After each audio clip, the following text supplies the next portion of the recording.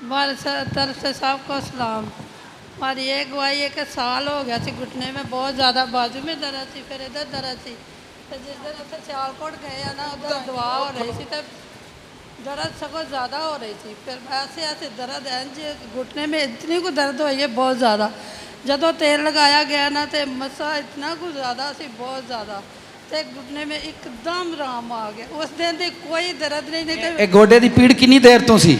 साल हो गया सी। ਸਾਲ ਤੋਂ ਹੀ हाँ जी, दवाइयां भी खादियां, दवावां कराइयां, आराम नहीं सी। ਆਰਾਮ ਨਹੀਂ ਆਉਂਦਾ।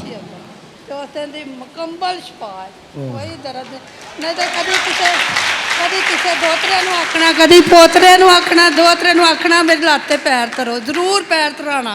उस दिन का किसी कोलों नहीं पैर